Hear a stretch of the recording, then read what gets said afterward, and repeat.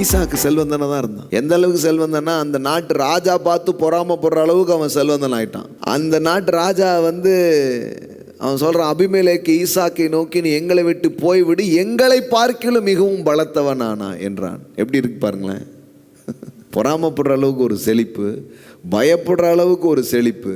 அப்போ என்ன உங்களுக்கு பதிவு பண்ணிட்டு வரேன், நான் கர்த்தரை பின்பற்றுகிற அல்லது தேவனிடத்திலே வருகிற இன்னும் ஆவிக்குரியவர்களாய் அல்லது இன்னும் தேவனை புரிந்து கொள்ளுகிற மனிதர்களாய் மாறுவது என்பது ஒரு மனிதனை செழிக்கத்தான் வைத்திருக்கிறதே தவிர, உயரதான் வைத்திருக்கிறதே தவிர அவனை தாழ்ந்து போக வைக்கவில்லை. அதுதான் உங்களுக்கு நான் பதிவு பண்ணிட்டு இருக்கிறேன். அப்போ ஈசாக்கும் செல்வந்தனா தான் இருக்கிறார். அப்போ நீங்க நம்ம யாருமே சொல்ல முடியாது.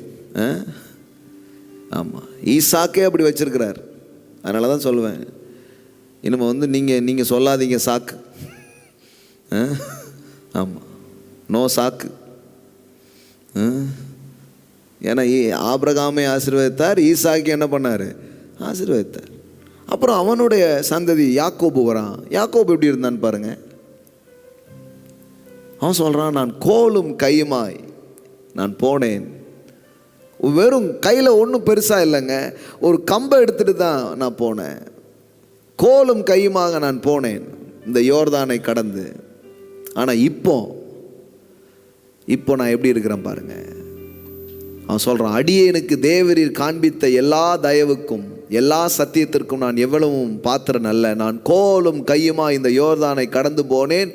இப்பொழுது இவ்விரண்டு பரிவாரங்களை உடையவனானேன். இப்போ அவனும் பெரிய செல்வந்தனா இருக்கிறான் யாக்கோபு. அப்போ ஆபிரகாம் பணக்காரன், ஈசாக்கு பணக்காரன், யாக்கோபு பணக்காரன்.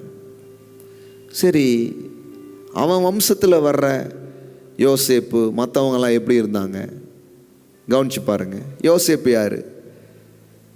யோசேப்பு ஒரு தேசத்திலேயே ஒரு பெரிய அதிபதியாக மாறி அந்த ஊரையே போஷிக்கிற அளவுக்கு, ஏன் ராஜாவே நல்லா சாப்பாடு சாப்பிட்டான்னா அது யோசேப்பு இருக்க போய் தான் அந்த அளவுக்கு வச்சுட்டார் கடவுள். அப்போ யோசேப்பும் உயர்ந்த வஸ்திரங்களை தரித்தவனாய், ரதங்களில் ஏறி செல்லக்கூடியவனாய், தேசத்தை ஆளுகிறவனாய்,